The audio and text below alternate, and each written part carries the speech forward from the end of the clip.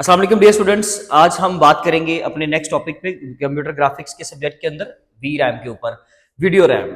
Video RAM में हम सबसे पहले उसकी कुछ चंद एक कैरेक्टरिस्टिक्स और उसकी डेफिनेशन के बारे में बात करेंगे। देन हम देखेंगे कि उसके फंक्शंस क्या हैं, वीडियो रैम के पार्ट्स ऑफ वी रैम यानी कि उसका आर्किटेक्चर एक्चुअली किस तरह से काम करता है, एंड देन वो उसकी वर्किंग के बारे में डिस्कस करेंगे और लास्ट में हम पढ़ेंगे इसकी कुछ टाइप्स। ये बहुत ही इंपॉर्टेंट और कुछ मेन जो पॉइंट्स है ना, जस्ट वही हाईलाइट करके तो आपको बताने लगा हूं। सबसे पहले अगर हम वी रैम के ऊपर बात करें तो V RAM that is used to store the graphics data. Simple हम लोगों को ना इसका साथ साथ कंपैरिजन करना है विद द रैम। जो हम लोग कंप्यूटर में रैम इस्तेमाल करते आ रहे हैं शुरू से, इसका कंपैरिजन करेंगे with the V RAM, right.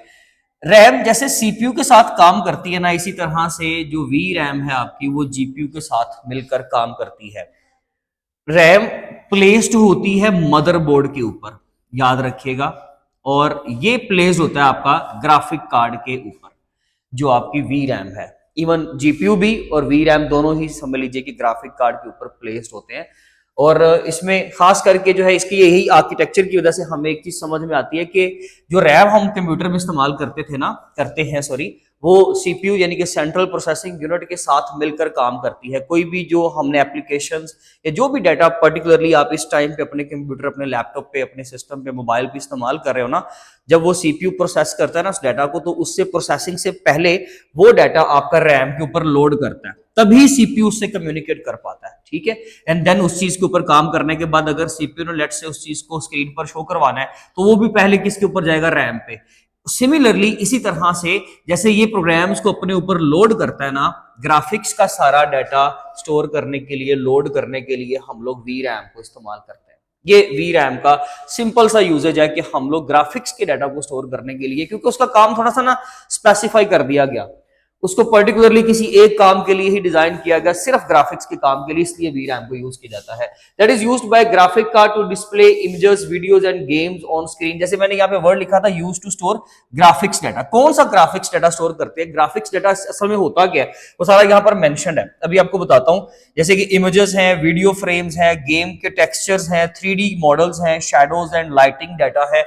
जो भी हम लोग एनिमेशंस या हम लोग जो लाइटिंग का काम करते हैं, शैडोज का काम करते हैं, आपके मॉडल्स हैं, रेंडर्ड पिक्चर का जो भी डाटा होता है, या गेम के अंदर जो किसी भी पिक्चर को, किसी भी कैरेक्टर को टेक्सचरिंग उसकी करनी होती है, ये सारा डाटा, इसको बेसिकली हम ग्राफिक्स डाटा बोलते हैं। अब बात समझ रहे हैं? तो ये इमेज का, फ्रेम का जो डाटा होता है ना, उसके बारे में बात हो रही है कि ये तमाम चीजों को स्क्रीन पर शो करवाने के लिए हम लोग वी रैम को इस्तेमाल करते हैं। एक्चुअली वो सारा काम, उसकी जो कैलकुलेशंस है, कलर्स ऐड करना किसी चीज के ऊपर, पिक्सेल्स के ऊपर, ये सारा काम तो करता है जीपीयू। लेकिन जीपीयू ने कभी भी जब भी किसी चीज के साथ कम्युनिकेट करना है तो वो पहले जिस चीज के ऊपर उसने प्रोसेसिंग करनी है ना, वो चीज पहले वो वी रैम के ऊपर लेकर आता है, इसलिए हम लोग वी रैम को इस्तेमाल करते हैं।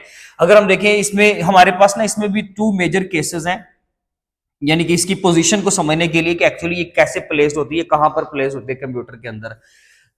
एक तो दो टाइप्स है हमारे पास, एक डेडिकेटेड ग्राफिक कार्ड होता है और एक होता है इंटीग्रेटेड ग्राफिक्स। ये हम लोगों ने अपने प्रीवियस लेक्चर में जब जीपीयू के बारे में पढ़ा था तब भी हम लोगों ने ये पॉइंट डिस्कस किया हुआ है। डेडिकेटेड ग्राफिक कार्ड होता है वो पर्टिकुलरली खास करके गेमिंग या प्रोफेशनल वर्किंग के लिए हम लोग इस्तेमाल करते हैं, जिसका खास काम क्या होता है, हम लोग खास करके कंप्यूटर के अंदर ग्राफिक कार्ड तब लगाते हैं जब हम लोग पर्टिकुलरली इस तरह का कोई काम करना होगा, यानी कि ग्राफिक्स का काम करना होगा या गेमिंग का काम करना होगा। अगर लेट से आपका कोई पर्टिकुलरली कोई खास कोई स्पेसिफिक काम नहीं है, तब हम लोग सिंपल इंटीग्रेटेड ग्राफिक्स का केस इस्तेमाल कर लेते हैं, यानी कि जीपीयू इसमें पर्टिकुलरली आपको नहीं मिलेगा। इसके अंदर एक्चुअली ग्राफिक्स कार्ड है ही नहीं। आप ये समझ लीजिए कि इसमें वी रैम एग्जिस्ट नहीं करती, ओके, क्योंकि इसमें जीपीयू एग्जिस्ट नहीं करता, तो जीपीयू नहीं तो कम्युनिकेशन करनी है, वी रैम का तो कोई पर्पस ही नहीं है ना, सिर्फ जीपीयू के काम को असिस्ट करने के लिए समझ लीजिए हम लोग वी रैम इस्तेमाल करते हैं। तो जब इसके अंदर जीपीयू ही एग्जिस्ट नहीं करता, ग्राफिक कार्ड ही अलग से एग्जिस्ट नहीं करता, क्योंकि ये वो वाली टाइप है इंटीग्रेटेड ग्राफिक कार्ड के, जिसमें ये हम बेसिकली ग्राफिक कार्ड की दो टाइप्स पढ़ रहे हैं ना। तो इंटीग्रेटेड ग्राफिक कार्ड वो होता है कि जो आपके सीपीयू के ऊपर ही इंस्टॉल कर दिया जाता है, अलग से ग्राफिक कार्ड डिजाइन नहीं किया जाता। लेकिन डेडिकेटेड ग्राफिक कार्ड या डिस्क्रीट जिसको हम बोलते हैं, ये स्पेशली हम लोग डिजाइन करवाते हैं और खास करके इसको प्लेस किया जाता है, ग्राफिक कार्ड अलग से प्लेस किया जाता है मदरबोर्ड के ऊपर, ठीक है। और देन उसके ऊपर हम लोग इस ग्राफिक कार्ड के अंदर जीपीयू प्लेस होता है, सेंटर में एक चिप लगी होती है और उसके सराउंडिंग में वी रैम प्लेस की जाती है। आप कुछ इस तरह से स्क्रीन के ऊपर इसकी पिक्चर में इसका स्ट्रक्चर देख भी सकते हैं। Next, functions of वीरैम। असल में इसका काम क्या है जी, ये करेगा स्टोर द ग्राफिक्स डाटा। वीरैम का काम क्या है, स्टोर द ग्राफिक्स डाटा। वो हम पहले बात कर भी चुके हैं, उसमें मैंने सारा आपको डाटा बता दिया, इमेजेस हैं, वीडियो फ्रेम्स हैं, गेम टेक्सचर है। मैं मिसाल देता हूं, चले ये तो आपको समझ आ रही है कि ये किस चीज के बारे में बात हो रही है। गेम टेक्सचर की बात करते हैं। गेम टेक्सचर यानी कि किसी भी एक कैरेक्टर को जब हम टेक्सचरिंग करेंगे, यानी कि उस मॉडल को जब हम लोग एक पर्टिकुलर कलर देंगे ना, कोई सॉलिड कलर देंगे, कोई सॉलिड शेप देंगे, कोई स्किन देंगे, उस चीज को हम लोग क्या बोलते हैं, टेक्सचरिंग करना। तो उसमें प्रॉपर टाइप, उसके ऊपर प्रॉपर डाटा होता है कि भाई फला पिक्सल नंबर है और उसके ऊपर ये फला रेड ग्रीन ब्लू कोई भी जो वैल्यू है आपके कलर्स की, ये कलर की वैल्यू जो है ना वो इसको आप दे दें, क्योंकि आपने इंडिविजुअली हर पिक्सल के ऊपर अलग से ये काम करना है। जैसे रेंडरिंग है, टेक्सचरिंग है, रेस्टराइजेशन है, ये हर पिक्सल के ऊपर समझ लीजिए अलग से काम कर रही है। इसीलिए तो जीपीयू की जरूरत पड़ी, वरना तो काम सारा सीपीयू से ही हो रहा था। तो ये हम लोगों ने प्रॉपर पिक्सल कलर और साथ में उसके ऊपर जो आप डाटा इंप्लीमेंट कर रहे हो वो बताना है। इनको फाइनली वही बिट्स में कन्वर्ट किया जाता है और ये डाटा सारा बिट्स में कन्वर्ट करने के बाद आपके वी रैम के ऊपर स्टोर कर दिया जाता है। क्योंकि देखें, वो भी तो एक ऐसी मेमोरी है ना जो सिर्फ डिजिटल डाटा को प्रोसेस करेगी। इस तरह से आपका 3D मॉडल्स का data, shadows and lighting, lighting की प्लेस कहां पे, लाइट कहां से आ रही है, किस जगह पर फॉल कर रही है, वो सारा डाटा असल में मैथमेटिकल आपके पास कोऑर्डिनेट्स होते हैं, X axis, Y axis, Z axis के ऊपर आपके पास पॉइंट्स हैं। उन पॉइंट्स का डाटा बिट्स में कन्वर्ट करके देन इस वी रैम के ऊपर स्टोर किया जाता है। इस तरह से ये वर्किंग करता है। आप ये समझें कि जीपीयू ने क्या करना है, लेट्स से एक पिक्चर जो है ना, जीपीयू ने एक पिक्चर है, वो किसको देनी है, पहले वी रैम को। लेट्स से अगर आप उसको स्क्रीन पर दिखाना चाहते हो ना, तो जीपीयू वो पिक्चर पहले किसको देगा, वी रैम को, एंड देन वी रैम क्या करेगी, उस पिक्चर को किसके ऊपर दिखा देगी, मॉनिटरिंग को, मॉनिटर को शो करवा देगी। यानी कि इस दौरान जो वी रैम का काम था ना, उसने ये सारा जो जीपीयू ने कैलकुलेशंस करके जीपीयू ने एक पिक्चर जनरेट किया ना, इमेज जनरेट किया है, उसका सारा डाटा यहां पर आके हमने स्टोर किया एंड देन वो चीज कहां पे शो करवाई गई, मॉनिटर पे शो करवाई गई। इस तरह से बेसिकली इसकी वर्किंग होती है। अगर हम पार्ट्स ऑफ रैम के, वी रैम के बारे में बात करें तो उसमें जो सबसे इंपॉर्टेंट पार्ट है फ्रेम बफर, जिसके ऊपर अलग से वीडियो इंशाल्लाह आपको मिल जाएगी। फ्रेम बफर, फ्रेम बफर वो वाला पोर्शन होता है जब हमने फाइनल एक पिक्चर को स्क्रीन पर शो करवाना होता है, तो उससे पहले एक अक्स उस पिक्चर का, उसकी एक रिफ्लेक्शन समझ लीजिए, हम थोड़ी देर के लिए स्टोर करते हैं एक मेमोरी के ऊपर। उस मेमोरी का क्या नाम होता है, फ्रेम बफर। यानी कि एक ऐसी पिक्चर जो बिल्कुल रेडी टू लॉन्च है, रेडी टू डिस्प्ले है, उसको जस्ट थोड़ी देर के लिए एक मेमोरी के ऊपर स्टोर करवाया जाता है, उसको हम फ्रेम बफर कहते हैं। और ये भी जस्ट मेंटेनेंस पर्पज के लिए होता है, यानी कि काम को थोड़ा सा मजीद इफेक्टिव बनाने के लिए या स्पीड अप करने के लिए हम उस चीज की एक कॉपी जो है ना थोड़ी देर के लिए अपने पास मेमोरी पे स्टोर करते हैं। नंबर 2 पे एक टेक्सचर यूनिट्स है, यानी कि ये वो मेमोरी का यूनिट है खास करके। अब देखिए, itself V RAM memory chips है। ये है क्या, ये तो मेमोरी की छोटी छोटी चिप्स बनी होती हैं, जो कि आपने देखा कि ये किसके सराउंडिंग में पड़ी है, जीपीयू के सराउंडिंग्स पे आपको नजर आ रही है। तो इसी तरह से मेमोरी चिप्स जो है अब आगे फर्दर कुछ कंपोनेंट्स के ऊपर ये मुश्तमिल है, जिसमें टेक्सचर मेमोरी का काम क्या है, सिर्फ डाटा को टेक्सचर करना। यानी कि ये जितनी भी टेक्सचरिंग का डाटा होगा, जब वो मेमोरी के ऊपर स्टोर होना ना, तो उसके लिए पर्टिकुलर यूनिट है मेमोरी के अंदर ही, जिसको टेक्सचर मेमोरी कहते हैं। नंबर 3 पे एक हमारे पास इसका एक यूनिट है जी बफर, जिसको डेप्थ बफर भी कहते हैं, जो इस चीज के बारे में, ये वो वाला डाटा है जो इस चीज के बारे में हमें बताता है कि लेट्स से आपके पास स्क्रीन के ऊपर अगर एक पिक्चर है ना, यहां पर 2 पर्सन खड़े हुए हैं, तो भाई ऑब्वियसली लेट्स से अगर अभी तो ये 2 डायमेंशनल बोर्ड है ना, अगर ये 3D होता तो आपको नजर आ रहा होता अगर एक पिक्चर पहले आ रही है और एक पिक्चर बाद में आ रही है। अभी आपको समझ आ रही है कि मेरा कौन सा हाथ जो है वो आपसे ज्यादा करीब है और कौन सा जो हाथ है वो आपसे ज्यादा दूर है। तो ये बेसिकली पोजीशन के बारे में बताता है कि अगर एक वक्त में हमारे पास कुछ ऑब्जेक्ट्स, कुछ चीजें नजर आ रही हैं, तो उनमें से ज्यादा करीब कौन सी चीज है, कौन से ज्यादा दूर है और किसके अकॉर्डिंगली हमें कोई एक्शन जनरेट करना है, इस चीज के बारे में सारी इंफॉर्मेशन जी बफर के ऊपर स्टोर होती है। And the last one is memory controller itself. समझ लीजिए इसके अंदर का ही हिस्सा होता है मेमोरी कंट्रोलर, जो कि इसको जीपीयू के साथ कम्युनिकेट करवाता है। ये जस्ट आपका कम्युनिकेशन कंट्रोलर है समझ लीजिए, जिसने जीपीयू के साथ वी रैम की कम्युनिकेशन करवानी है। आपका ये वी रैम जो है ना, ये मेमोरी जो है, ये किस तरह से काम करती है, सबसे पहले फिर जरा देखें एक बार कि अगर किसी मॉनिटर के ऊपर कोई चीज शो करवानी है ना, तो उसके आर्किटेक्चर के हवाले से जरा समझें कि एक इनपुट गई सीपीयू के ऊपर, सीपीयू ने उन इंस्ट्रक्शंस के ऊपर काम किया और सीपीयू ने फाइनली वो इंस्ट्रक्शंस किसको पास आउट कर दी, जीपीयू को। अब जीपीयू के सराउंडिंग पे क्या चीज पड़ी है, वी रैम, उसकी चिप्स पड़ी हुई है, यानी कि दोनों समझ लीजिए कलेक्टिव यूनिट है। इस कलेक्टिव यूनिट के ऊपर जब वो डाटा आएगा, उसकी प्रोसेसिंग होगी और ये इन दोनों के दरमियान में कम्युनिकेशन होती रहेगी।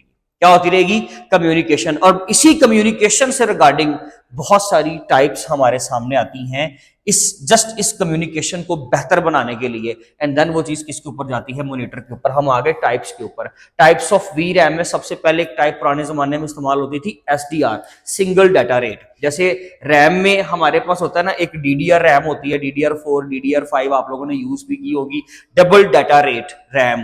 तो ये भी इसी तरह से सिंगल डाटा रेट, ये डीडीआर जो है डबल डाटा रेट, लेकिन साथ में लग गया जी, डीडीआर रैम के लिए, DDR फॉर रैम, और GDDR फॉर वी रैम।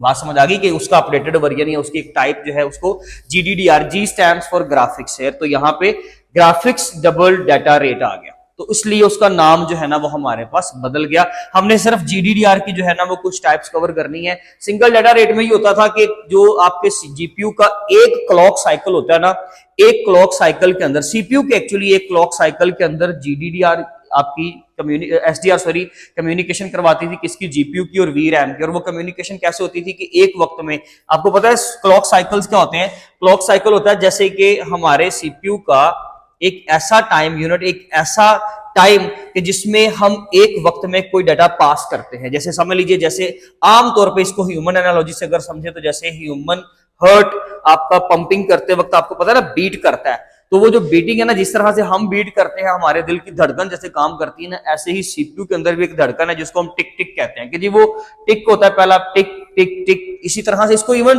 बोलने में भी लोग यही टर्म इस्तेमाल कर रहे थे कि वो बेसिकली एक तरह की टिक टिक करता है, यानी कि कुछ इस तरह की धड़कन अपनी बीट शो करवाता है, और उस बीट के अंदर एक्चुअली डाटा पास करवाया जाता है। यानी कि जब वो एक पल्स उसकी जनरेट होगी, एक टिक जनरेट होगा, एक क्लॉक साइकिल जनरेट होगा, उस एक सिग्नल के साथ हम अपना डाटा आगे भेजेंगे। तो एसडीआर में यह था कि सिंगल डाटा रेट था, एक क्लॉक साइकिल में एक वक्त में आप सिर्फ एक ही तरह का डाटा, कुछ बल्क ऑफ डाटा, कुछ यूनिट्स ऑफ डाटा को आगे भेजते थे। यानी कि किसके दरमियान, कहां भेजते थे, जीपीयू से वी रैम के ऊपर जा रहा है या वी रैम से जीपीयू पे आ रहा है। साइमल्टेनियसली दोनों की कम्युनिकेशन नहीं है, ये पॉइंट नोट कर ले, बहुत इंपॉर्टेंट पॉइंट है, दोनों की एक वक्त में साइमल्टेनियसली कम्युनिकेशन पॉसिबल नहीं है, ये याद रखिएगा। देन आता है डीडीआर, यानी कि double data rate, graphics DDR की बात कर रहे हैं। तो इसमें क्या होता है कि जीपीयू और वी रैम दोनों आपस में कम्युनिकेट करते हैं, और एक वक्त में दो, या आप कह सकते हैं कि एक वक्त में हमारे पास डाटा के दो यूनिट आगे ट्रांसफर होते हैं, या जीपीयू से वी रैम की तरफ या वी रैम से जीपीयू की तरफ। तो ये बेसिकली डबल डाटा रेट का काम होता है कि जिसमें डाटा एक क्लॉक साइकिल के अंदर आप ज्यादा, यानी कि डबल आप कह सकते हो कि एसडीआर से दो गुना ज्यादा, आप दो गुना डाटा आप आगे भेज सकते हो। ये तरीकाकार होता है इसके काम करने का। इसी तरह से फिर GDDR3 आया, जो कि एक अपडेटेड वर्जन था, गेमिंग में खास करके इसने काम करना शुरू कर दिया। यानी कि इस तरह की रैम, जब हम लोग वी रैम का ये वाला टाइप यूज करते थे ना, तो गेमिंग में बहुत ज्यादा जो है वो बेटरमेंट आई, समझ लीजिए कि चीजें बहुत बेहतर हो गई और आप कुछ बेहतर ग्राफिक्स के ऊपर काम करने लग गए। देन जब GDDR5 आया, ये एक बहुत अच्छा वर्जन था। इसके भी अपडेटेड वर्जन पे अगर जाएंगे तो वो 6, एंड देन 6 के बाद हमारे पास क्या आ जाएगा।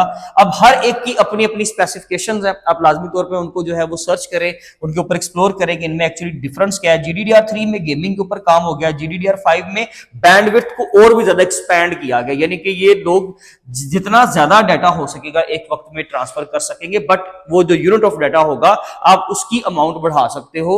आप 2 यूनिट से ज्यादा डाटा भेज नहीं सकते, या रिसीव करोगे या भेजोगे, एक वक्त में दोनों की कम्युनिकेशन इज नॉट पॉसिबल। इसी तरह से जब GDDR6 आया, ये सबसे अपडेटेड वर्जन था और उसका भी एडवांस वर्जन आ गया। इसी तरह से ये टेक्नोलॉजी अभी रुकी नहीं है, GDDR के बाद भी और भी बहुत सारे आपके पास वर्जन इवन आज के एडवांस टाइम पे काम कर रहे हैं। ये था हमारा आज का लेक्चर, जिसमें हम लोगों ने टाइप्स ऑफ रैम, उसके पार्ट्स, उसका आर्किटेक्चर, उसकी फंक्शनिंग और उसके सिंपल इंट्रोडक्शन के बारे में बात की। अगर आपका इसके अलावा